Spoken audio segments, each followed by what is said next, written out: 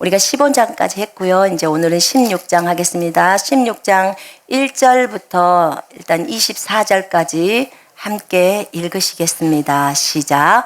내가 이것을 너희에게 이름은 너희로 실족하지 않게 하려 함이니 사람들이 너희를 출교할 뿐 아니라 때가 이르면 무릇 너희를 죽이는 자가 생각하기를 이것이 하나님을 섬기는 일이라 하리라. 그들이 이런 일을 할 것은 아버지와 나를 알지 못함이라. 오직 너희에게 이 말을 한 것은 너희로 그때를 당하면 내가 너희에게 말한 이것을 기억나게 하려 함이요 처음부터 이 말을 하지 아니한 것은 내가 너희와 함께 있었음이라. 지금 내가 나를 보내신 이에게로 가는데 너희 중에서 나더러 어디로 가는지 묻는 자가 없고 도리어 내가 이 말을 함으로 너희 마음에 근심이 가득하였도다. 그러나 내가 너희에게 실상을 말하노니 내가 떠나가는 것이 너희에게 유익이라. 내가 떠나가지 아니하면 보혜사가 너희에게로 오시지 아니할 것이요 가면 내가 그를 너희에게로 보내리니 그가 와서 죄에 대하여 의에 대하여 심판에 대하여 세상을 책망하시리라. 죄에 대하여라 함은 그들이 나를 믿지 아니하며 의에 대하여라 함은 내가 아버지께로 가니 너희가 다시 나를 보지 못하며 심판에 대하여라 함은 이 세상 임금이 심판을 받았음이라. 내가 아직도 너희에게 이를 것이 많으나 지금은 너희가 감당하지 못하리라. 그러나 진리의 성령이 오시면 그가 너희를 모든 진리 가운데로 인도하시리니 그가 스스로 말하지 않고 오직 들은 것을 말하며 장래 일을 너희에게 알리시리라. 그가 내 영광을 나타내리니 내 것을 가지고 너희에게 알리시겠음이라. 무릇 아버지께 있는 것은 다 내 것이라. 그러므로 내가 말하기를 그가 내 것을 가지고 너희에게 알리시리라 하였노라. 조금 있으면 너희가 나를 보지 못하겠고 또 조금 있으면 나를 보리라 하시니 제자 중에서 서로 말하되 우리에게 말씀하신 바 조금 있으면 나를 보지 못하겠고 또 조금 있으면 나를 보리라 하시며 또 내가 아버지께로 감이라 하신 것이 무슨 말씀이냐 하고 또 말하되 조금 있으면이라 하신 말씀이 무슨 말씀이냐 무엇을 말씀하시는지 알지 못하노라 하거늘 예수께서 그 묻고자 함을 아시고 이르시되 내 말이 조금 있으면 나를 보지 못하겠고 또 조금 있으면 나를 보리라 하므로 서로 문의하느냐. 내가 진실로 진실로 너희에게 이르노니 너희는 곡하고 애통하겠으나 세상은 기뻐하리라. 너희는 근심하겠으나 너희 근심이 도리어 기쁨이 되리라. 여자가 해산하게 되면 그때가 이르렀으므로 근심하나 아기를 낳으면 세상에 사람 난 기쁨으로 말미암아 그 고통을 다시 기억하지 아니하느니라. 지금은 너희가 근심하나 내가 다시 너희를 보리니 너희 마음이 기쁠 것이요 너희 기쁨을 빼앗을 자가 없으리라. 그날에는 너희가 아무것도 내게 묻지 아니하리라. 내가 진실로 진실로 너희에게 이르노니 너희가 무엇이든지 아버지께 구하는 것을 내 이름으로 주시리라. 지금까지는 너희가 내 이름으로 아무것도 구하지 아니하였으나 구하라 그리하면 받으리니 너희 기쁨이 충만하리라. 아멘. 저희가 벌써 이제 요한복음 15장을 끝내고 16장으로 들어왔습니다. 참 요한복음은 너무나 아름다운 말씀이고 조금은 어려운 내용들입니다. 그러나 우리가 마음의 문으로 활짝 열고 받아들이기만 한다면 다 소화시킬 수 있는 말씀들입니다. 지금 13장부터 계속해서 이제 주님이 제자들의 발을 씻기잖아요. 그때로부터 계속 지금 거기에서 말씀을 주님이 전하고 있는 내용입니다. 16장에 내가 이것을 너희에게 이름은 너희로 실족하지 않게 하려 함이라. 그러기 전에 내가 아버지께로부터 너희에게 보낼 보혜사가 있는데 그분이 성령이셔. 그런데 그분은 진리의 영이신데 그가 오시면 나를 증언할 거야. 나 예수를 증언할 거야. 성령님은 늘 예수를 증언할 거야. 이제 너희도 처음부터 나와 함께 있었기 때문에 나를 증언해라. 내 증인이 되라. 예수를 증거하는 사람이 되라. 이렇게 말씀하십니다. 내가 이것을 너희에게 이름은 제자들한테 이제 얘기하죠. 내가 이것을 너희에게 말하는 것은 너희로 실족하지 않게 하려 함이니, 실족이 될 수 있는 어떤 일들이 있었나 보죠. 사람들이 너희를 출교할 뿐 아니라, 잘 들어보세요. 사람들이 너희를 출교할 뿐 아니라 때가 이르면 무릇 너희를 죽이는 자가 생각하기를 이것이 하나님을 섬기는 일이라 하리라. 사람들이 회당에서 이 그리스도인들을 출교시킨다는 거예요. 출애시키는 거죠. 출애시킬 뿐만 아니라 그리스도인들을 죽이면서 이건 하나님의 일이야 이렇게 말한다는 거예요. 여러분 과거에 천주교에서 이런 일들을 행했어요. 그래서 많은 그리스도인들을 핍박했어요. 그래서 캐톨릭에서 그런 거죠. 그리스도인들을 죽이면서 그게 하나님의 일이라고 했습니다. 몰라서 그랬겠지요. 근데 이슬람도 똑같아요. 이슬람도 그리스도인들을 죽이면서 하나님의 일이라고 합니다. 그런데 예수님이 뭐라고 하냐면 이걸 말했다는 거예요. 미리 주님이 말을 해놓은 거예요. 그들이 이런 일을 할 것은 아버지와 나를 알지 못함이라. 예수 그리스도와 하나님 아버지를 모르기 때문에 그리스도인들을 죽이면서 이게 하나님의 일이야 라고 하는 거예요. 여러분 바울만 한번 보세요. 바울을 한번 보세요.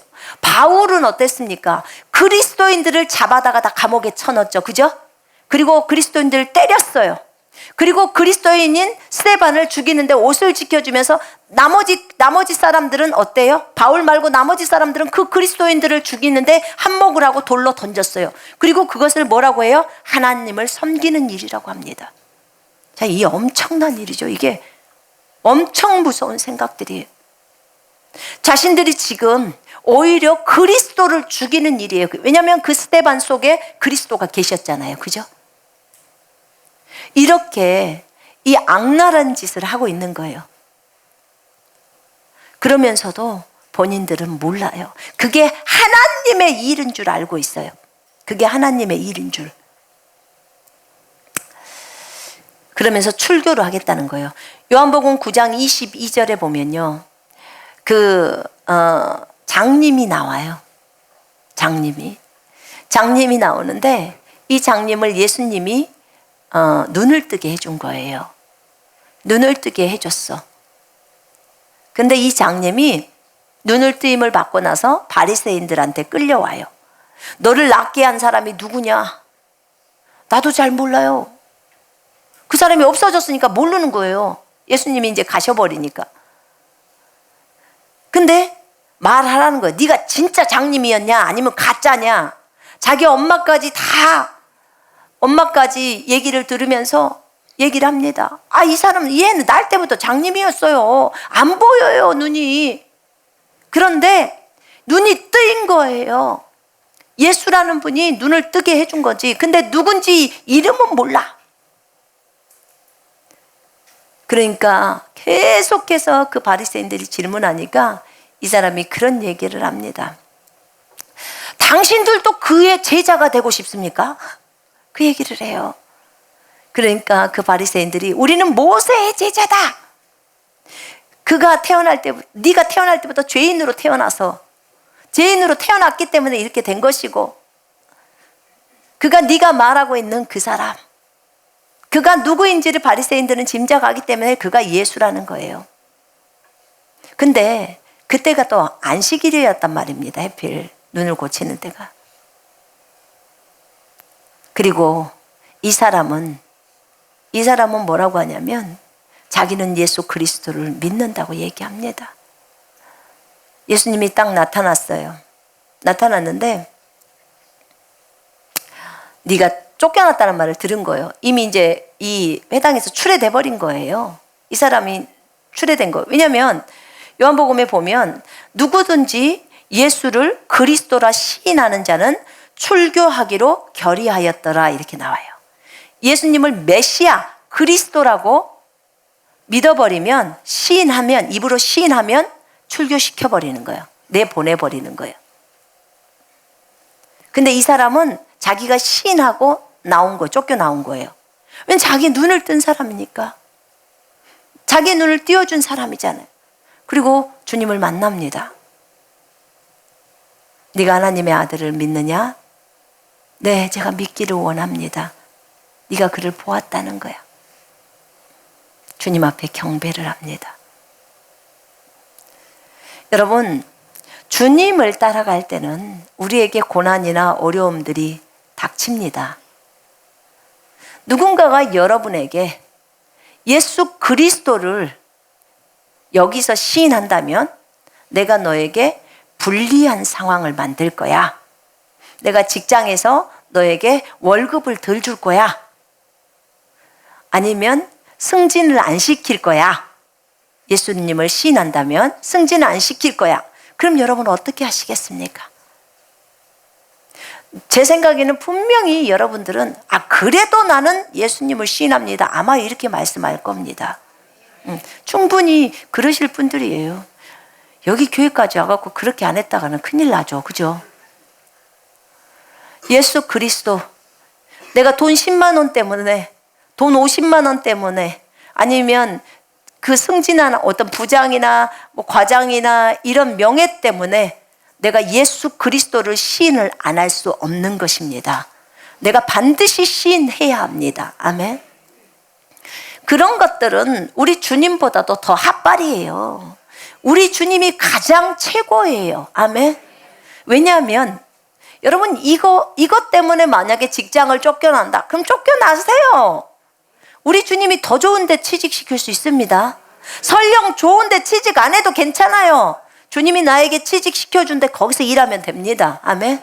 주님을 인정하면서 가는 거 아주 좋은 거예요.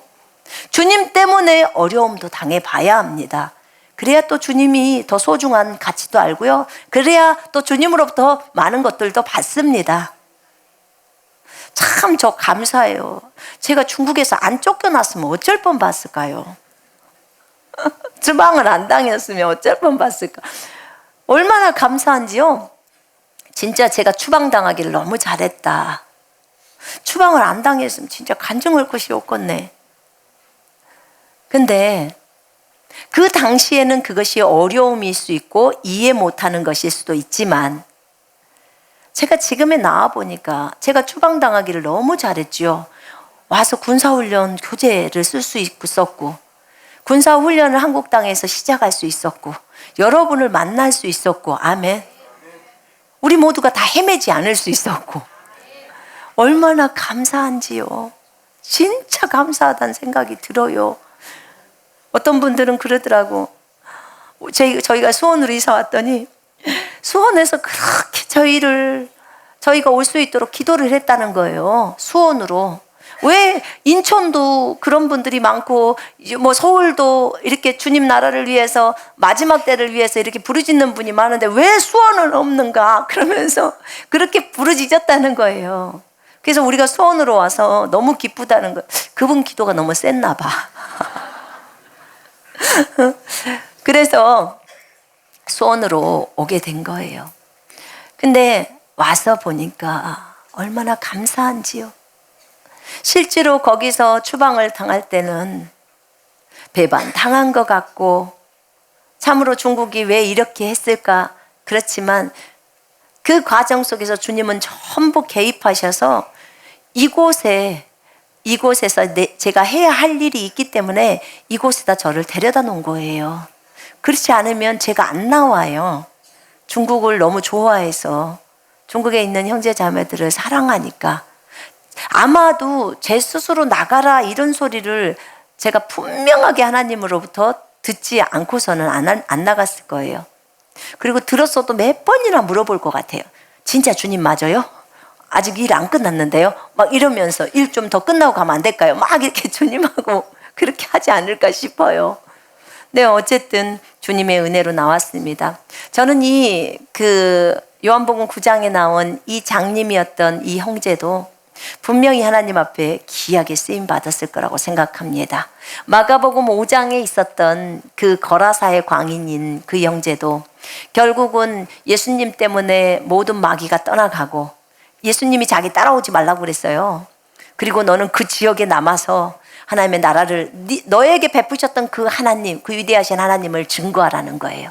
그 사람이 그래서 데가볼리아 전체를 돌면서 다 증거한다고 그렇게 적어져 있잖아요. 분명히 하나님이 귀하게 그 형제를 썼을 거예요. 여러분, 이렇게 출교를 당할 수도 있는 그런 어려움 속에서 결국은 예수 때문에 그 좁은 길을 선택해 들어갑니다. 예수님 때문에. 여러분, 누군가가 여러분이 죽을 만큼 힘든 상황 속에서 여러분을 건져줬다고 한번 생각해 보세요. 여러분 곧 이제 오늘 내일 하고 죽어. 그런데 그 질병이 있는데 그 질병을 주님이 치유하셨어. 아니면 어떤 사람이 치유해 줬어. 그러면 그 사람한테 감사하지 않겠습니까? 그 예수님에게 감사하지 않겠습니까? 그러면 그 사람의 말을 들을 수밖에 없어요. 그리고 그분이 진짜 우리의 구주 예수 그리스도라면, 그죠? 그분만을 따르지 않겠습니까? 그분을 따르는데 무엇을 주저하겠습니까? 주저할 것이 아무것도 없습니다. 그래서 정말 우리가 하나님을 따를 때 항상 좁은 길이 있다는 사실을 기억하시기를 바랍니다. 그리고 끝까지 좁은 길로 가십시다. 넓은 길은 끝에가 주님이 없습니다. 근데 좁은 길은 끝에가 주님이 있어요. 주님이 있습니다. 그래서 내가 지금 좁은 길을 가고 있나? 좁은 길을 가고 있나? 내가 어떤 내 욕심을 차리는 것보다 주님의 말씀대로 가고 있나? 항상 이것을 점검하시기를 부탁드립니다. 아멘. 예수 그리스도 아버지를 모르기 때문에 이런 일들을 행하고 있다고 했습니다. 오직 너희에게 이 말을 한 것은 너희로 그때를 당하면 출교를 당하든지 누군가가 너희를 죽이면서 이거는 하나님을 섬기는 일이야 라고 누군가가 말했을 때 내가 너희에게 말한 이것을 기억나게 하려 함이라. 그것이 잘못된 거야. 그런데 저들은 그렇게 하고 있어 라고 하는 거예요. 처음부터 이 말을 하지 아니한 것은 내가 너희와 함께 있기 때문에. 내가 너희하고 함께 있을 때는 괜찮아. 근데 내가 떠나가고 나면 이런 일들이 펼쳐진다는 거예요. 자, 지금 내가 나를 보내신 이에게로 가는데 너희 중에서 나더러 어디로 가는지 묻는 자가 없고 도리어 내가 이 말을 함으로 너희 마음에 근심이 가득하였도다. 이제 주님이 아버지에게로 가겠다고 하는 거예요. 나 이제 아버지한테로 갈 거야. 아버지한테로 간다 그러니까 이 지금 제자들의 마음이 근심이 가득하는 거예요. 내가 이 말을 함으로 너희 마음에 근심이 가득하였도다. 이 6절을 딱 읽으면요. 되게 어떤 생각이 드냐면 그래, 인간적으로 보자면 그들이 이렇게 근심이 가득하니까 주님을 너무 사랑해서 주님이 지금 떠나간다고 하니까 육체적인 주님이 떠나간다고 하니까 근심이 가득한 거예요.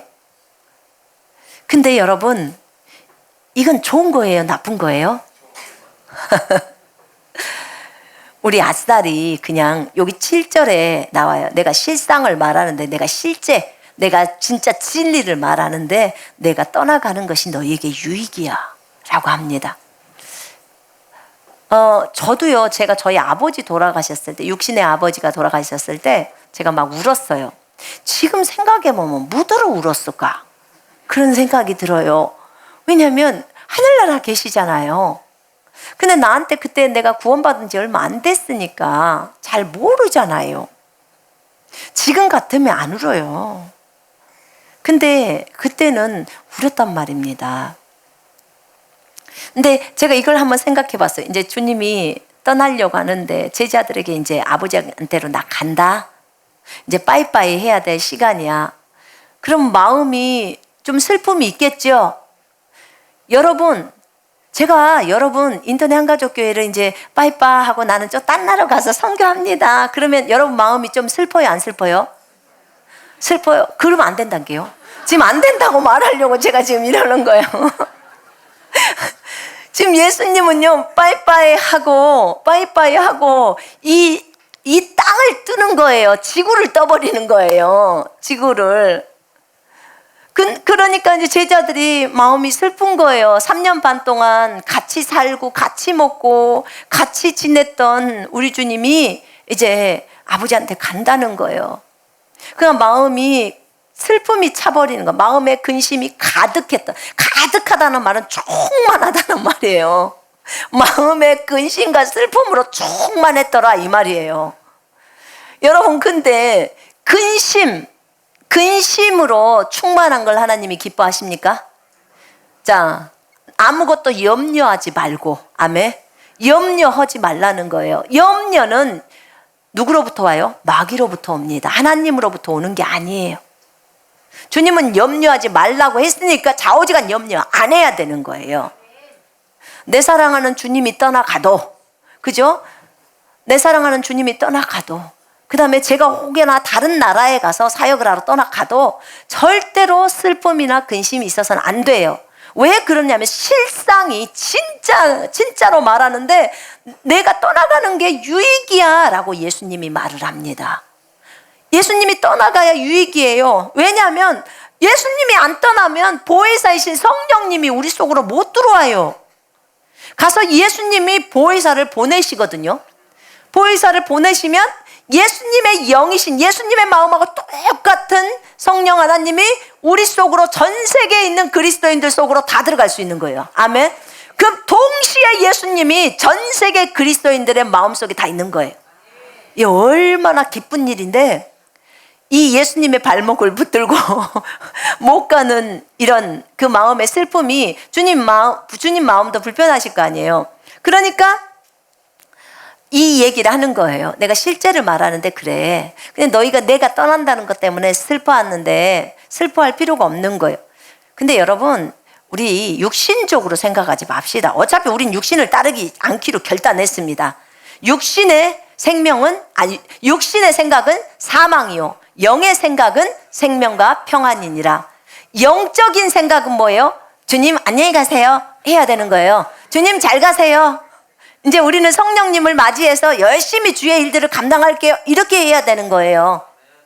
그렇게 해야 되는데 우리가 그렇게 잘 못하죠. 여러분 한번 생각해봐요. 애들을 어릴 때 보면 지금 우리 교회에 있는 애들도 꼬맹이들이 한 4명 정도가 아침에 여기 어린이집 차가 와요. 그럼 울기 시작해. 여기서 제가 어린이집 선생님을 해봐서 잘 압니다. 요것들이 엄마 아빠 떨어져서 막 울어요. 울다가 버스 딱 타고 그 원에 딱 내리잖아요. 딱 내리고 10분 있으면 생각이 없어. 엄마 생각은 어디로 가버려. 노느라로 바빠.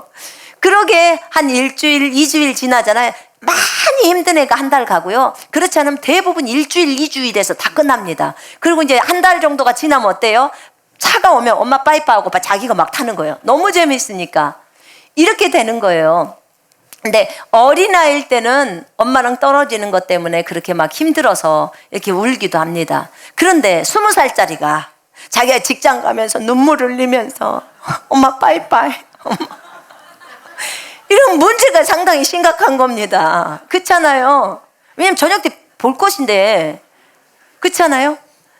근데 우리가 좀 그래요. 지금 이 제자들을 보면서 3년 반 동안 주님하고 있었으면 진짜 얼마나 많이 봤겠어요. 얼마나 많이 보고 진짜 배울 것도 많이 배웠을 텐데.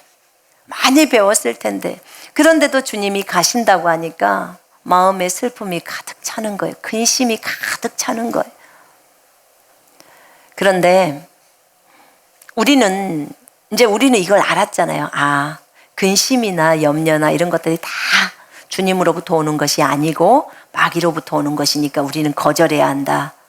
결국은 성령이신 예수의 영께서 들어오셔서 우리랑 영원히 함께 한다. 예수님은 옆에 계셨습니다. 당시에는 예수님은 옆에 계셨지만 이제는 성령이 들어오시면 우리 속으로 들어옵니다. 아멘. 그래서 그분과 영원히 함께 하는 거예요. 아멘. 그렇게 만들어 주려고 예수님이 떠나가셔야 한다는 거예요. 그래서 누군가가 여기서 같이 사역을 하다가 선교사로 어디 다른 나라로 떠났다. 그러면 슬퍼해야 돼요? 안 슬퍼해야 돼요? 안 슬퍼해야 돼요. 안 슬퍼해야 합니다. 슬퍼해야 될 이유, 만약에 그 사람이 슬퍼했다 그러면 말씀대로 안 가는 거예요. 자기 감정을 말씀에 따라 조절하지를 못한 거예요. 그래서 이제는 누가 만약에 돌아가셨다 그래도 슬퍼해야 돼요? 안 슬퍼해야 돼요? 안 슬퍼해야 돼요. 왜냐하면 우리 그리스도인들은 바로 돌아가시면 어디로 가요? 내 본국으로 돌아갑니다. 그죠? 그 주님께로 가는 거예요. 주님께로 돌아가는 사람을 보고 슬퍼하면 될까요? 그 사람이 우리를 보면서 슬퍼. 그래요. 왜요? 자기는 행복 빵빵이잖아요. 그 좋아하는 주님하고. 그렇잖아요. 근데 여기서는 그 주님을 아직은 못 보잖아요. 보지는 못하죠. 그분하고 대화만 나누는 것 뿐이지. 그래요.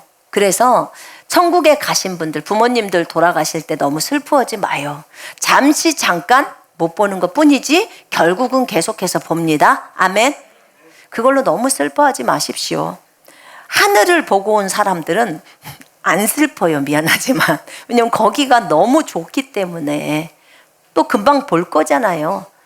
조금 있다가 가면 되지. 그러면 가시면 되죠. 근데 이제 이들은 그렇게 근심이 가득했기 때문에 주님이 그렇게 한 것입니다. 여기 보면 내가 이 말을 함으로, 예수님이 말을 함으로 슬퍼했다는 거예요. 근데 예수님이 하시는 말들은 모두 다 옳습니다. 아멘. 모두 진리십니다. 그렇기 때문에 기뻐해야 된다. 그 말이에요. 자, 내가 떠나가는 것이 유익이다. 그래서 내가 진리의 성령인 보혜사를 보낼 거야. 그가 와서 죄에 대하여, 의에 대하여, 심판에 대하여 세상을 책망하시리라. 죄에 대하여라 함은 그들이 나를 믿지 아니하며. 자, 죄. 성경에서 말하는 죄악. 그 가장 큰 죄악이요. 다른 어떤 죄가 아니고 예수를 안 믿는 죄악이에요. 창조주이신 하나님, 전능자이신 아버지께서 아들 예수 그리스도를 이 땅에 보내셔서 십자가에서 피 흘려 죽게 하셨어요. 그리고 그분은 죽고 3일 만에 살아나셨어요. 그리고 우리에게 생명을 주셨어요. 의를 주셨죠? 이런 주님, 너희를 하늘나라로 다 이끌기 위해서 이렇게 내가 다 완벽하게 준비를 했어. 그러니까 이제 믿기만 해 라고 하는데 그 예수님을 싫어요 하고 거절해 버리는 거예요. 그 죄악은 죽어 마땅한 죄악이에요. 지옥 가기에 마땅한 죄악이라고. 진짜입니다. 왜냐하면 네가 가야 할 지옥을 내가 대신 가서 그 값을 지불하고 이제 나를 믿기만 하면 너희가 하늘나라에서 주님과 영원히 함께 살 수 있는 조건들을 다 마련해 놨어요. 이제 마음으로 받아만 들여주라. 그런데 그걸 거절해요. 그거는 은혜를 모르는 사람들이에요. 은혜를. 그래서 그 책임은 그들에게 있는 겁니다. 그들에게 있는 거예요.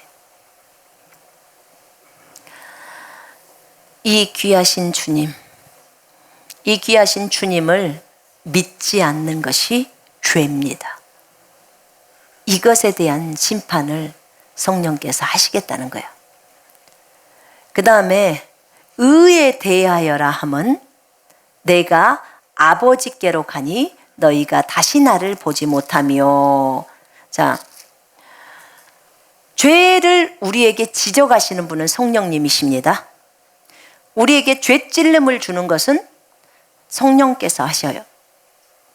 나는 여러분들이 죄에 대해서 민감하기를 원합니다. 민감. 죄에 대해서 민감해야 합니다. 죄에 대해서 무디면 문제가 일어납니다. 새 피조물을 가르치시는 많은 사람들이, 새 피조물을 가르치시는 많은 분들이 죄에 대해서 민감한 것을 가르치지 않습니다. 본인이 의인이라는 것을 알기 때문에 의인으로서 의의 행동에 의를 바라보라는 것만 하지, 실제로 의의 행동을 진행하는 거나 죄가 있었을 때 이 죄에 대해서 민감해서 죄에서 떠나는 것, 회개하는 것에 대해서 잘 안 가르칩니다. 여러분, 이건 문제가 있어요. 이건 균형이 안 잡힌 겁니다. 균형이 안 잡혀졌어요. 무슨 말이냐면, 우리가 주님의 부활을 믿는 것은 주님의 십자가를 먼저 믿어야 하는 것입니다. 십자가가 없이는 부활이 있을 수 없습니다. 근데 부활만을 믿어요. 그리고 십자가는 아주 싫어해요. 역겨울 만큼 싫어해요. 여러분, 이건 안 돼요. 절대 안 되는 거예요. 이거 조심해야 돼요. 여러분, 누군가로부터 얘기를 들을 때 십자가를 너무 싫어한다 그러면 그 사람 문제가 있는 거예요. 십자가 없이는 부활 없습니다. 없습니다. 균형을 잡으셔야 해요. 균형을. 그래서 제 얘기가 뭔 얘기인지 알 거예요. 나중에 새 피조물에 관계되는 책들을 보거나 그쪽에 있는 사람들의 이렇게 설교들을 듣게 되면, 아, 이제 내가 무엇이 부족한지를 알겠구나. 분별이 딱 올 겁니다. 여러분, 분별 다 하셔야 합니다. 저희가 여기서 다 분별 다 잡아놨어요. 저는 정확하게. 주님이 저한테 그때 한국 나와가지고 40일 금식 기도를 할 때 다 얘기를 하더라고요. 부족한 것들이 뭐뭐였고, 주로 얘기를 안 하는 것들이 십자가에 대한 얘기, 회개에 대한 얘기, 그 다음에 마지막 때에 대한 거, 대환란에 대한 거, 또 지옥 얘기, 이런 거 아주 싫어합니다. 그런데 여러분, 그래서는 안 됩니다. 예수님이 이 땅에 오셨을 때 어떻게 가르침을 했는지 잘 보십시오. 예수님은 지옥에 대해서 얘기하셨습니다. 여러분, 복음 전할 때 어떤 분들은 아이고 좋은 복음을 전해야지 왜 지옥 얘기를 하냐고. 우리 주님은 뭐 달라고 지옥 얘기를 했대요. 그러면 마가복음 9장 44절 46절 48절 44절에 왜 지옥 얘기를 했냐고요. 여러분, 균형이 있어야 돼요. 균형 반드시 잡아야 합니다. 그래서 성경에 나와 있는 그 얘기들을 골고루 할 줄 알아야 돼요. 처음 본 사람에게 당연히 예수 그리스도의 죽으심과 부활하심을 설명하죠. 그분이 우리의 주인이고 그분이 피값으로 우리를 사신 것 얘기하고 우리의 죄가 다 용서된 것을 얘기하죠. 그러나 성도들에게 성경을 가르칠 때는 골고루 가르쳐야 합니다. 균형 잡히게 가르쳐야 합니다. 그게 필요합니다. 그래서 균형을 잡으라고 하는 거예요. 우리는 죄에 대해서 민감해야 합니다. 민감하면 죄에서 떠나려고 합니다. 악을 미워합니다. 근데 죄에 대해서 무디면 죄를 밥 먹듯이 짓습니다. 그리고도 모릅니다. 여러분, 그렇게 되면 주님하고 교제를 깊어질 수가 없어요. 그리고 내가 아는 범위가 이제 좁혀져요. 더 이상 발전되기가 힘들어요. 양심이 무뎌지니까. 그래서 죄에 대해서 책망하시고 죄를 알려주신 분은 성령님입니다. 성령님이 오셔야 이 일이 가능하다는 거예요. 두 번째, 의에 대하여라 함은 내가 아버지께로 가니 너희가 다시 나를 보지 못하며. 제가 진짜 힘들었던 구절이 이 구절이에요. 아니, 도대체 의가 내가 아버지께로 가니 너희가 다시 나를 보지 못하는 게, 다시 못하는 게 이게 의가 무슨 상관인가 싶었는데, 이 말이 뭔 말이냐면요, 내가 아버지께로 가서 너희를 내가 보지 못하는 것이, 그것이 의라는 거예요. 그러니까 예수님이 아버지께로 가셔갖고 우리를 못 보는 것이 의로움이래요. 의래요. 의. 받아들이셔야 합니다. 아멘. 예수님이 가셔야 보혜사가 오기 때문에 가는 것이 의라는 거예요. 아멘. 의는 옳음이잖아요. 옳은 거잖아요. 하나님 하시는 모든 것이 옳다는 거 믿으시죠? 그게 하나님 하시는 모든 것이 의롭다는 거 믿으시죠? 그러니까 의에 대하여라면 내가 아버지께로 가니 너희가 다시 나를 보지 못한다는 거예요. 그것이 의로움이래요. 좋은 것이래요. 옳은 거래요. 아멘. 우리가 예수님을 보지 못하는 게 옳다는 겁니다. 그래야 성령이 오시니까. 이게 의라고 말씀하셨습니다. 아멘이요. 제가 받아들이겠습니다. 제가 그랬어요. 그 다음에 심판에 대하여라 하면 이 세상 임금이 심판을 받았습니다. 이 세상 임금님이 심판을 받았대요. 이 세상 임금이 누구였는데요? 마귀였죠. 마귀였습니다. 고린도후서 4장 4절에 보면 이 세상 신이었던 마귀예요. 이 마귀가 어떻게 돼요? 예수님이 십자가에 달리심으로 인해서 심판을 받는 거예요. 골로새서 한번 펼쳐보세요. 골로새서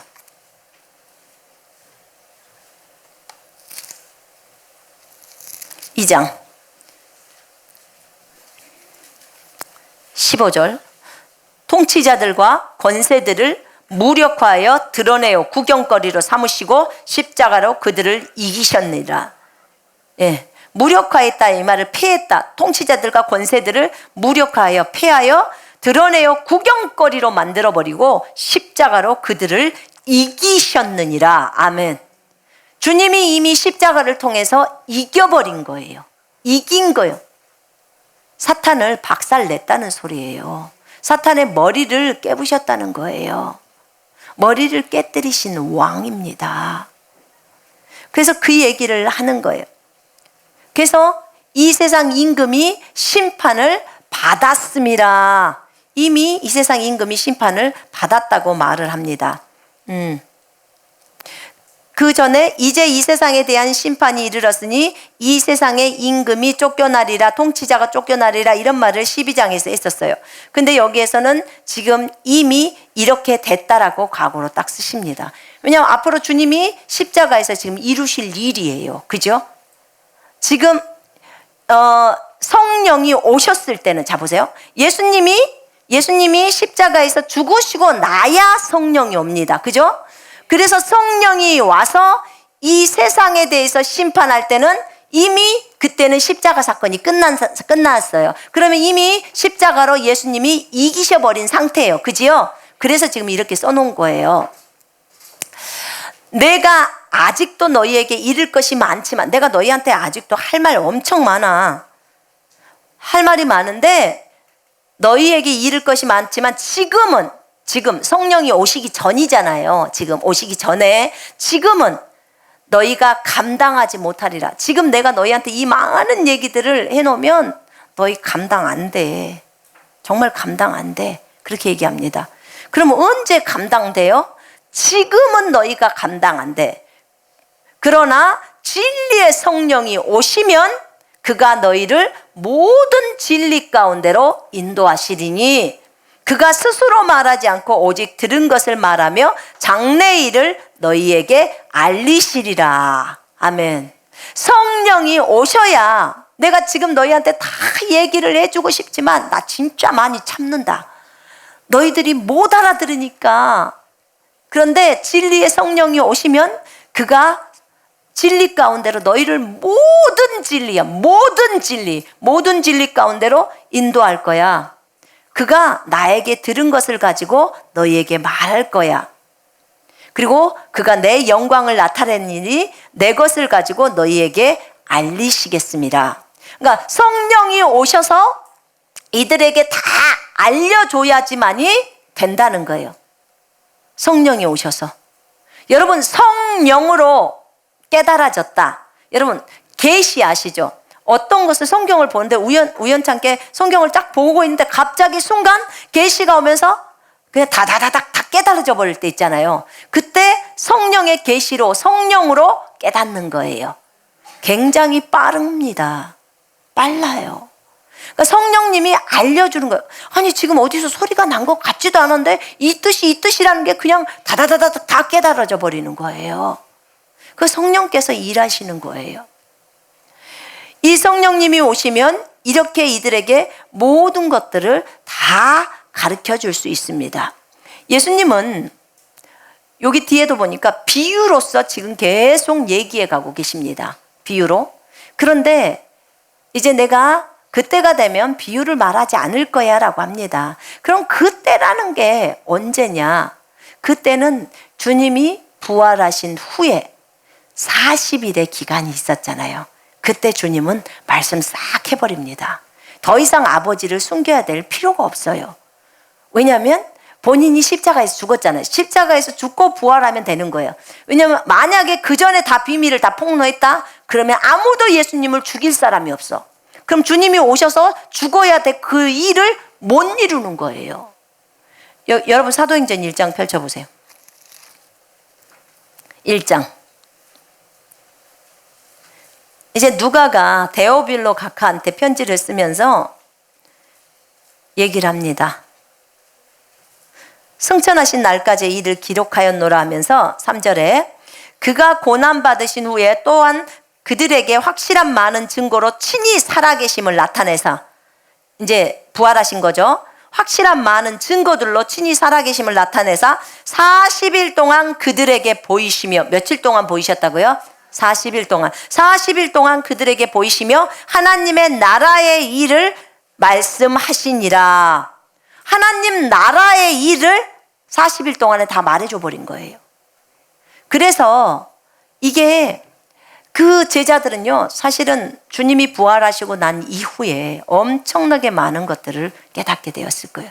주님이 이제는 숨겨야 될 이유가 없거든요. 이제 본인이 떠나가셔야 되니까 본인이 아시는 그런 내용들 있잖아요. 그 내용들을 전부 다 알려줘 버렸다고요. 그러니까 제자들이 얼마나 또 기뻤겠습니까? 그리고 결국은 이제 주님 가시고 나서 제자들이 성령을 받고 그 일에 전념해서 들어가는 것입니다.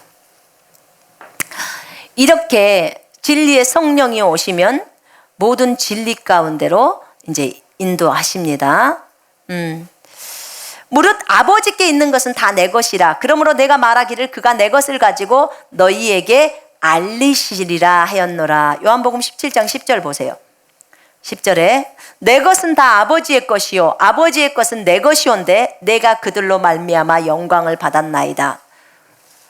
예수님의 것은 아버지 것이고 아버지 것은 다 예수님 것이라는 거예요.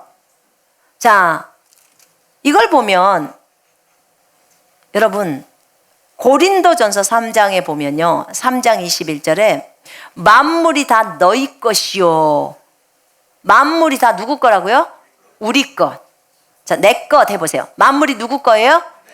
예, 여러분 거예요. 만물이 내 거예요. 만물은 우리 거예요. 그런데 뭐라고 했냐면은 사망도 생명도 다 너희 것이고 장래일도 다 너희 것이고 장래 것도 네 것이고 다 우리 거라는 거예요.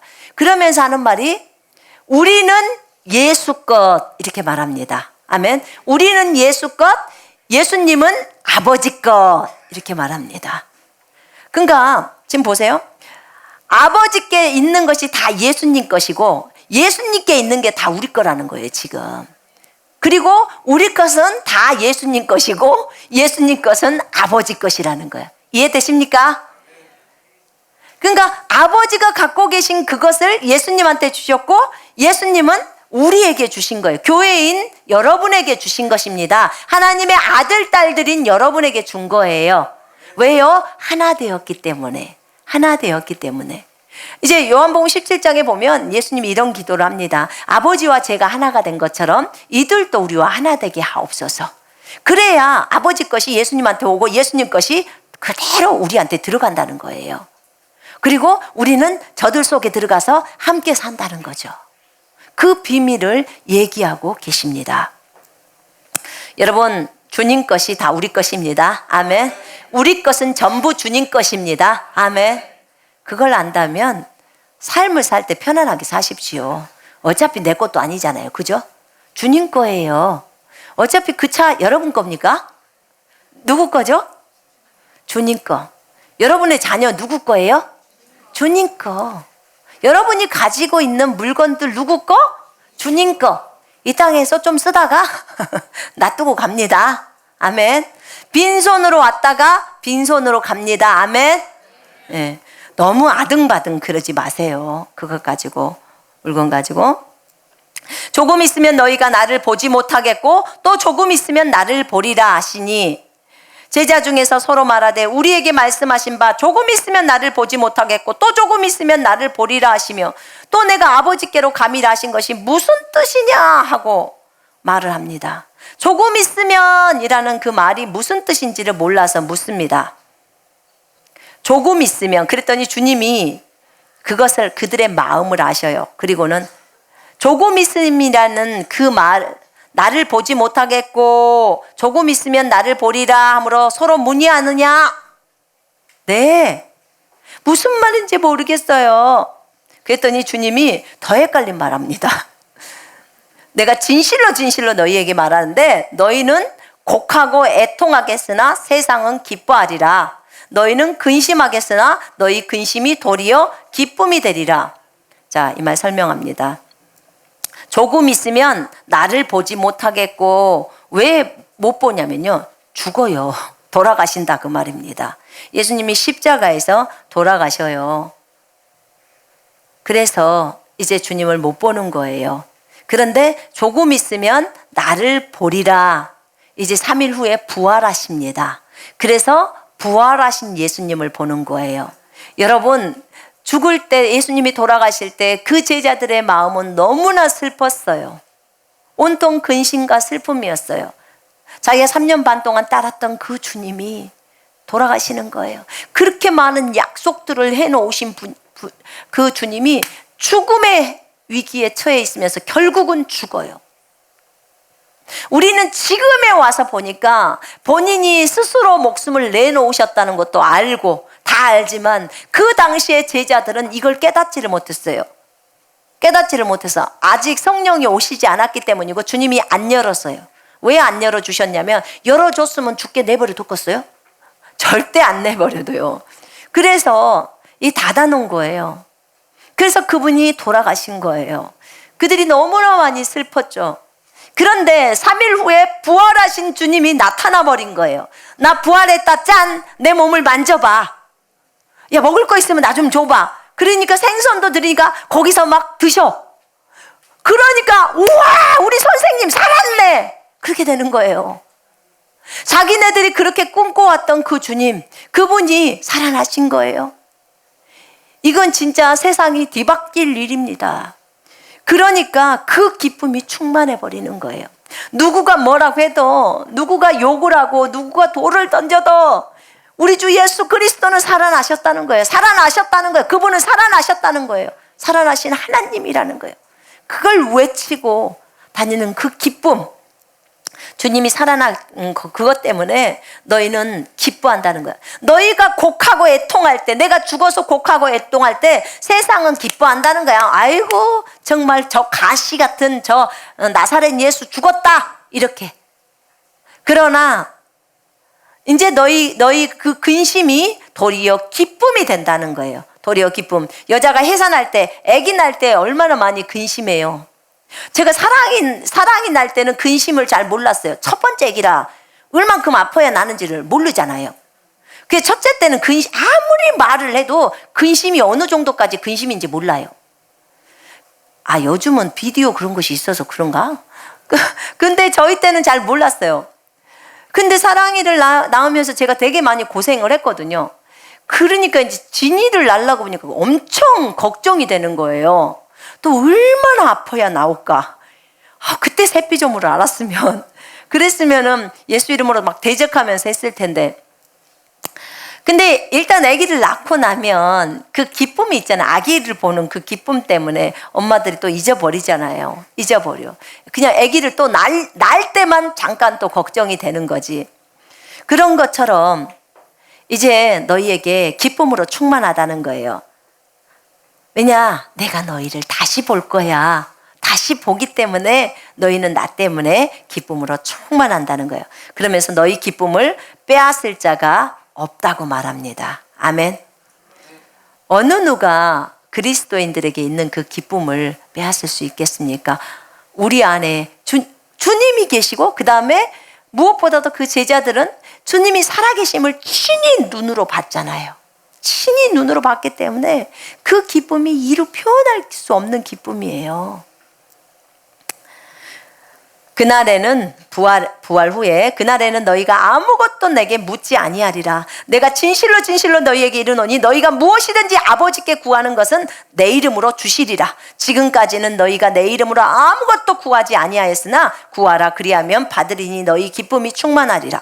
우와, 이 말을 할 때까지요, 제자들은요 주님께, 그러니까 아버지께 예수 그리스도의 이름으로 구하지를 않았대요. 이런 기도를 안 해본 거예요. 우리의 기도는요, 여기 잘 보세요. 23절부터 24절에 기도의 원리가 나와 있어요. 우리의 기도는 아버지 하나님께 예수 그리스도의 이름으로 하는 겁니다. 아멘. 아버지 하나님께 예수 그리스도의 이름으로 하는 거예요. 그 구하면 그러면 너희가 받게 된대요. 그러니까 너희 기쁨이 충만하다는 거예요. 여러분, 우리는 여기서 우리 주님이 어떻게 기도하셨는지를 좀 보고 가십시다. 우리 주님은 그 전에 주님 어떻게 기도할까요? 제자들이 물었을 때 주기도문을 가르쳐 주셨어요. 그죠? 주기도문을 가르쳐 주고 그때는 예수 이름으로 기도해라 이런 말 안 했어요. 그런데 이제 나중에 주님 지금 잡히시기 바로 전날 밤이에요. 그날 밤. 그때 지금 얘기를 하는 거거든요. 얘기 다 해주시는 거예요. 얘기를 해주실 때 이제는 아버지께 내 이름으로 구해라. 그러면 너희가 받게 될 것이다. 이렇게 말을 합니다.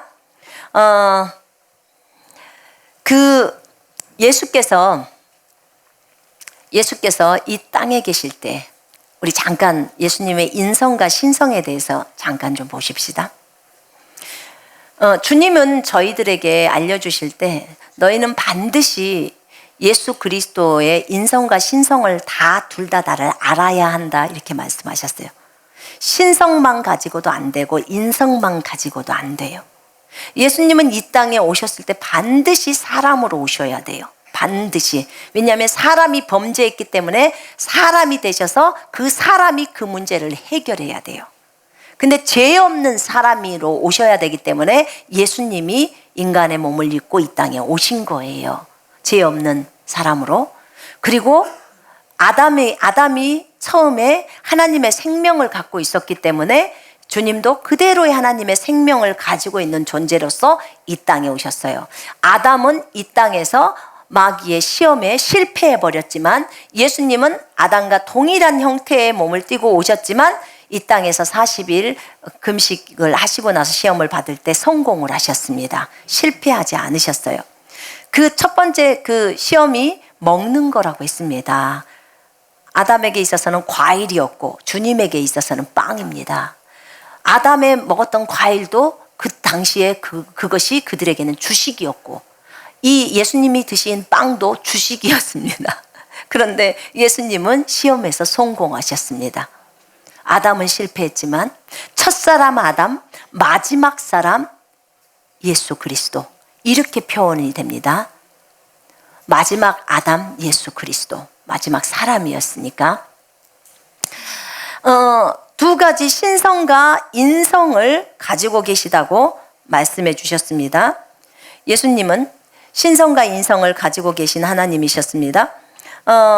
예수님은 인간으로서 사람으로서 이 땅에서 우리를 너무나 사랑해서 우리 죄를 위해서 죽으시죠. 그죠? 아버지 앞에 제물이 되십니다. 제물이. 이 죄 문제를 해결해야 되기 때문에 제물이 되시는 거예요. 그래서 이 땅에서 본을 보이는 모습으로 사셨습니다. 사실 예수님은 이 땅에서 새로운 피조물로서 하나님의 생명을 가진 존재였어요. 하나님의 생명을 가진 존재로서 이 땅에서 삶을 살아내셨습니다. 그뿐만 아니라 이 땅에서 진짜 자신을 완전한 희생으로 사셨습니다. 그분이 빌립보서에 보니까 하나님과 동등히 여길 것을 그건 탈취가 아니에요. 왜냐하면 그분 자체가 하나님이시니까. 그런데 이 땅에 오셔서 하늘에다 자기의 영예를 놔두고 이 땅에 사람의 모습으로 오셔서 십자가에 죽기까지 순종하셨습니다. 죽기까지 순종하셨어요. 그래서 이 사람으로서 이 땅에 오셔서 이 땅에 인성을 가지고 오셔서 이 땅에서 주님의 말씀에 순종하는 모습, 이것이 인성이에요. 인성. 이것이 인성이고, 이것은 디모데전서 2장 5, 6절에 보면 하나님과 사람 사이에 중보자도 한 분이시니 그 사람이신 그리스도 예수시라, 이렇게 나옵니다. 예. 그분이 인성을 가지고 이 땅에서 중보자로서 이 땅에서 하나님과 사람을 연결하는 통로로 사용되어졌습니다. 그리고 자신이 십자가에서 죽으셨습니다. 이게 예수님의 모습이에요. 인성을 갖고 이 땅에서 행하시는 모습. 땅에서 본을 보이셨죠. 인자였죠. 그분은 사람의 아들. 그런데 또 한 면의 예수님의 모습이 있습니다. 그 모습은 신성의 모습입니다. 신의 아들의 모습이에요. 신의 아들인데 아버지의 면전 앞에 있는 모습이에요. 그분은 말씀이셨죠. 그죠? 말씀이셨던 하나님이세요. 말씀이셨던 그 하나님. 요한복음 1장 1절. 태초에 말씀이 계시니라. 그 말씀이 하나님과 함께 계셨으니 그 말씀은 하나님이셨느니라. 이렇게 하늘의 면전에, 아버지의 면전에 계셨던 그 예수님, 그 하나님의 생명을 가지고 또 이 땅에 오셨죠. 그분이. 이것을 생각하면서 주님은 저희에게 신은 어떤 것에도 제한이 있어서는 안 된다고 하셨어요. 그러면 이 땅에서 너희들은 이 두 모습들을 다 가지고 있어야 한대요. 두 모습을 다 가지고 있어야 된대요. 그러니까 예수님이 이 두 모습을 가지고 있었기 때문에 너희들도 두 모습을 다 가지고 있어야 되는데요. 이 땅에서도 신성의 모습이 있었나요? 네, 있었다는 거예요. 이 땅에서도 신성의 모습이 있었고 이 땅에서도 인성의 모습이 있었다는 거예요. 그러니까 하늘에 있었던 그 하나님의 생명, 그 생명을 가지고 이 땅에서 살아가는 거예요. 그럴 때 이 주님이 저에게 알려주신 것은 뭐였냐면, 너희가 말하고 있는 1단계의 자기 부인이라는 거 있죠. 자기를 다 버리고 희생하면서 나아가는 거예요. 죽음에까지 자기를 내어놓는, 그리고 본이 되는 삶으로의 모습, 섬기는 모습으로 보여주는 게, 그게 인성을 드러내는 거래요. 그 다음에 우리가 2단계에서 하나님이 우리에게 주신 권세와 능력을, 하나님의 생명을 가지고 사용하잖아요. 그래서 이 부분이 하나님의 신성을 드러내는 모습이랍니다. 아, 그렇군요. 진짜 그렇군요, 주님. 왜냐하면 우리에게 이미 이 하나님의 성품이 다 들어와 있다는 거예요. 하나님의 성품이 들어와서 우리도 예수님처럼 완전히 죽기를 각오하면서 그렇게 나를 내어주잖아요. 여러분, 날마다 십자가 지고 가지요? 네, 날마다 자기를 버리면서 가죠. 다른 사람을 희생하고 가족을 희생해서 진행해 가지요. 죽음에까지 내어놓는 그 모습. 그 모습이 한 가지가 있어요. 그게 자기 부인하면서 가는 모습이에요. 주님의 은혜를 알고 가는 모습. 그런데 또 한 면에서는 예수님이 우리에게 주신 이 엄청난 생명을 가지고, 왜냐하면 신은 제한이 없다고 하니까, 신들은 제한이 없어야 된다는 거예요. 어떤 것도 다 해내야 된다는 거죠. 예수의 이름으로, 이름을 우리한테 주셨으니까 그것을 가지고 계속 선포하면서 진행해 가는 거예요. 이 두 가지의 모습. 주님이 무리를 걸으셨죠? 아멘. 이게 신의 성품이 있기 때문에 가능하다는 거예요. 생명이 있기 때문에. 그것들을 주님은 해냈다는 거예요. 병자들을 치유하는 권세, 전부 다 신성의 모습이라는 거예요. 이런 기적들과 놀라운 능력들이 나오는 거. 왜냐하면 신은 어떤 것에 있어서도 제한이 없어야 된다는 거죠. 이 두 가지 모습이 있었다고 해요. 그래서 우리에게도 동일하게 주님이 그 두 가지가 있어야 한다고 합니다. 그렇게 하셨어요, 말씀을. 그리고 그 두 가지를 주님 앞에서 딱 배우라는 거예요. 진짜 하나님이 어떻게 이 땅에서 그 영혼들을 위해서 사셨는지를 돌아보라는 거예요. 진짜 우리는 배워야 합니다. 여러분, 인성과 신성의 부분에 있어서 우리가 얘기를 하면서 누가복음 22장에 보면요. 우리 누가복음 22장 한번 잠깐 보십시다. 부분이 좀 중요하니까 누가복음 22장. 예수님이 이제 겟세마네 동산으로 갑니다. 이제 우리 17장, 요한복음 17장 되면 17장 기도가 끝나면 그 동산에 가서 이제 요런 기도를 하고 이제 잡히십니다. 근데 거기 22장에 보면 39절에 보세요. 39절에 이제 예수께서 나가사 습관을 따라 감람산에 가심에 제자들도 따라갔더니, 예수님은 습관에 따라 가십니다. 아까 우리가 지금 보고 있는 게 요한복음의 끝 무렵에 우리가 아까 읽었을 때 기도예요. 기도. 초점이 뭐냐면 주님이 어떻게 기도를 가르쳐 주셨는지, 그 다음에 아버지께 예수 이름으로 구하라는 것을 지금 얘기하는 거예요. 그런데 여기 누가복음 22장을 보다 보면 예수님이 인성이신 예수님이에요. 인성을 가지고 계신 예수님이 어떻게 기도했는지의 그 모습이 나와요. 그 모습이. 많은 사람들은 왜 예수님이 하나님이신데 왜 기도를 할까? 왜 창조주가 누구한테 기도를 한단 말인가? 이런 질문이 나와요. 여러분, 예수님은 이 땅에 오셨을 때 인성과 신성을 두 개 다 가지고 계셨어요. 그분을 보내신 분은 아버지셨습니다. 그렇기 때문에 그 아버지께 기도를 해야 했어요. 아버지께.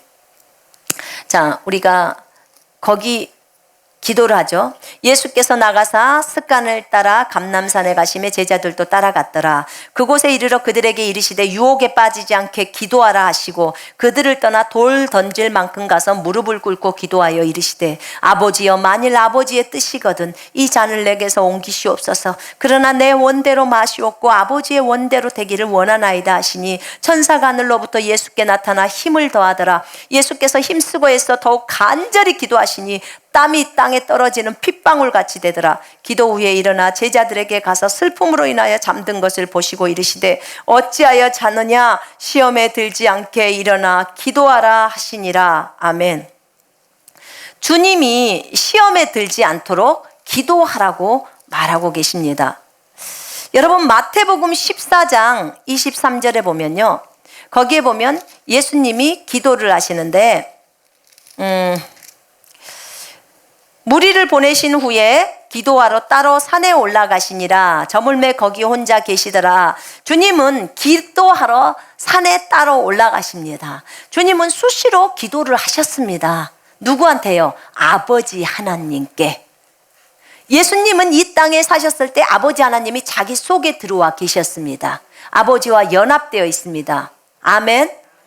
그렇게 돼 계셨어요. 그뿐만 아니라 누가복음 6장 거기 12절에도 예수님이 이 땅에서 사실 때 기도를 하셨습니다. 이때 예수께서 기도하시러 산으로 가서 밤이 새도록 하나님께 기도하시고, 밤이 새도록 기도합니다. 여러분, 예수님은 밤이 새도록 기도해요. 예수님이 이 땅에서 기도를 많이 하셨습니다. 새벽에도 새벽 미명에 일어나셔서 기도하시고 그러셨어요. 그런데 이제 지금 마지막 이 기도를 마치시고 주님은 잡히시고 이제 돌아가십니다. 근데 이때 습관을 따라 감람산에 가서 기도하셨다 그러면 기도하는 습관이 이미 배어 있는 거예요. 그런데 이분이 거기 보니까 기도하라고, 유혹에 빠지지 않도록, 시험에 들지 않도록 기도해라. 여러분, 우리가 시험 드는 것은요, 기도를 안 했기 때문에 시험 드는 거예요. 기도를 하는 사람이 시험 안 들어요. 미리 막죠. 미리 막아요. 그들을 떠나 돌 던질 만큼 가서 무릎을 꿇고 기도해요. 예수님도 아버지한테 기도할 때 무릎 꿇고 기도해요. 저는 이것을 보면서요, 제가 반성했어요. 하나님 앞에.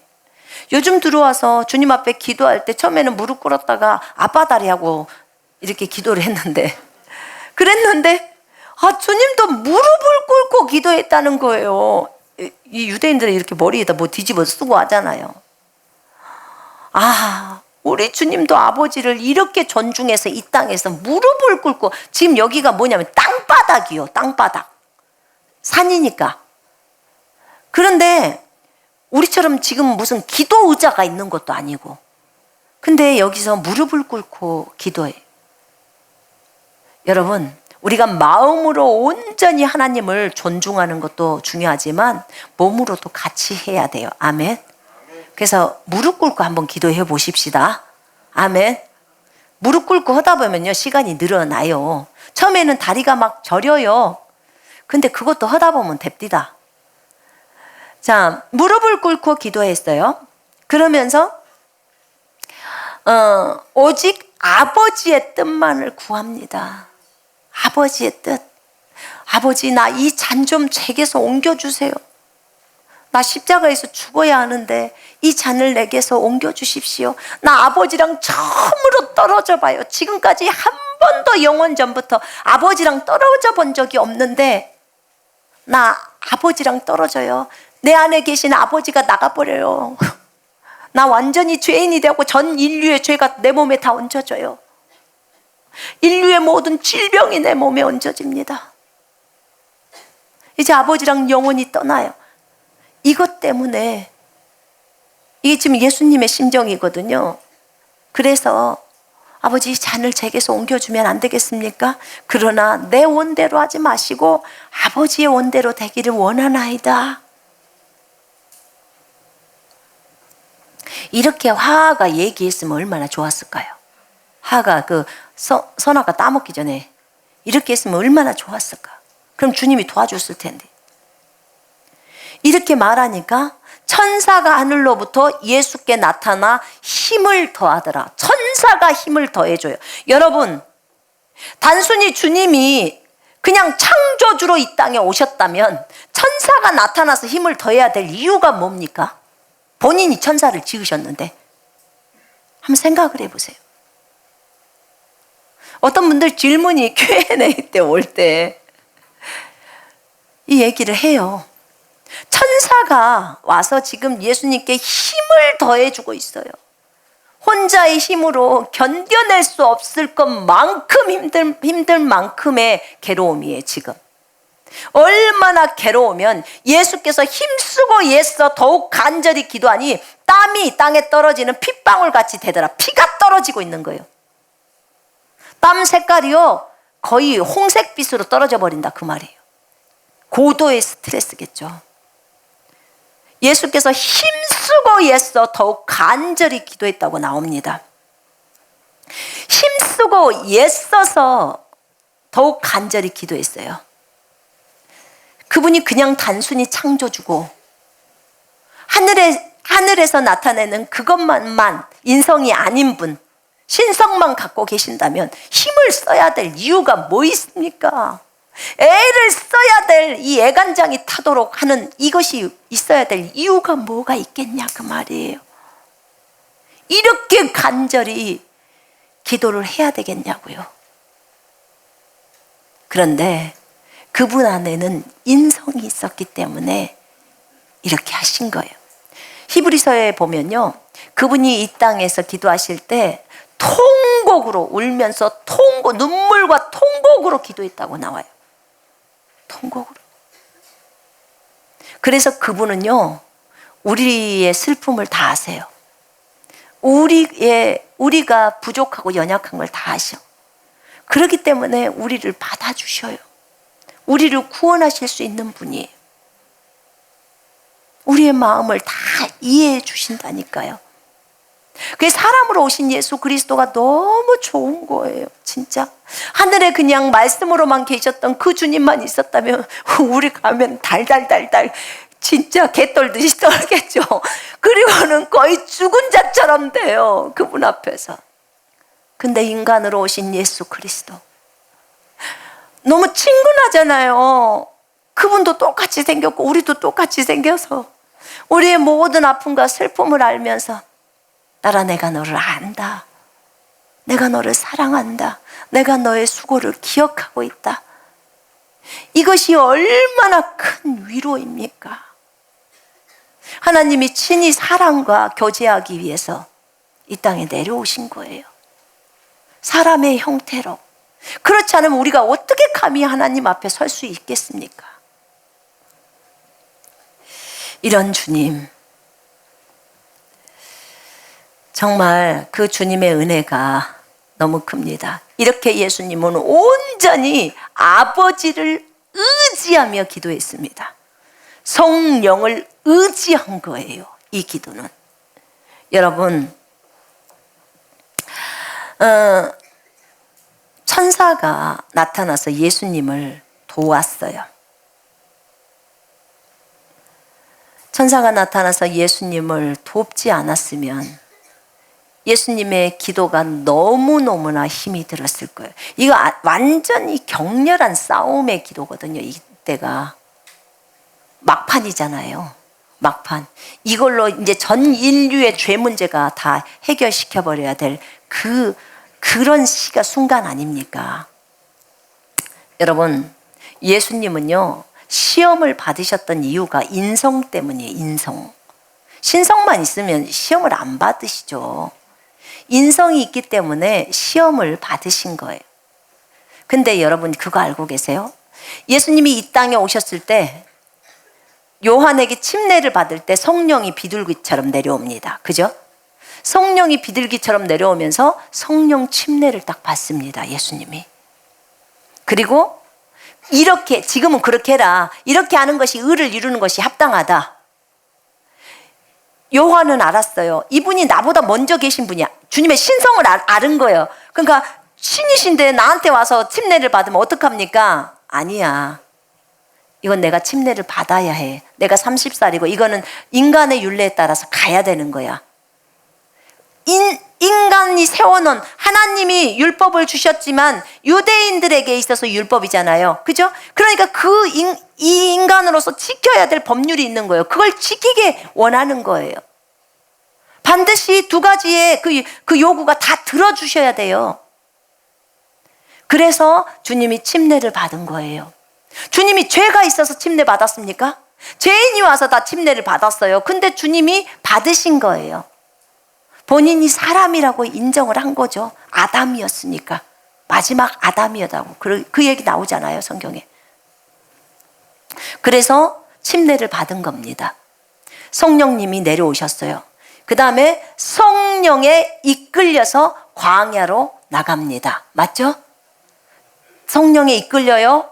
광야로 갑니다. 거기서 시험에 통과합니다. 그리고 성령의 능력을 받아서 갈릴리로 돌아옵니다. 전부 성령이에요. 예수님도 성령을 힘입어서 일하십니다. 성령을 힘입어서 마귀를 쫓았다고 마태복음 12장에 나옵니다. 여러분, 예수님이 이 땅에서 사역하실 때 성령으로 사역하셨습니다. 아멘. 여러분, 우리가 어떻게 해야 되겠습니까? 우리도 동일합니다. 우리도 성령을 힘입어서 성령을 의지해서 사역을 해야 합니다. 하나님의 생명을 가진 존재이지만 예수님이 그렇게 하셨기 때문에 우리도 동일하게 합니다. 아멘. 우리가 하늘과 땅의 권세를 받았어요. 예수님이 자신이 완전히 죽으시고 나서 하늘과 땅의 권세를 받으십니다. 부활하시고 나서. 왜요? 주님, 아버지가 시킨 일을 다 완수했기 때문에 이제 하늘과 땅의 권세랑 저 아래 지옥과 사망의 열쇠까지 다 받아버립니다. 전부 받아요. 이거 누가 뺏겼어요? 아담이 뺏긴 거예요. 아담이 뺏긴 거 다시 찾았다, 그 말이에요. 그리고 그것을 우리에게 줍니다. 너희는 가서 이제 일하라고 주는 거예요. 그것 가지고 이 땅에서 신성의 부분들을 증거하면서 나아가는 것입니다. 아멘. 그러나 우리가 날마다의 삶 속에서 예수님이 죽으셨던 그 십자가의 길로 우리도 날마다 우리의 십자가를 지면서 날마다 나를 부인한다는 거예요. 십자가 지고 가는 것은. 그래서 나를 부인하면서 날마다 희생하면서 다른 사람을 섬기면서 그 길을 가는 것입니다. 인성과 신성이 다 조화가 되는 것입니다. 여러분, 예수님은 이런 얘기도 하셨어요. 칼을 칼집에 집어넣어라.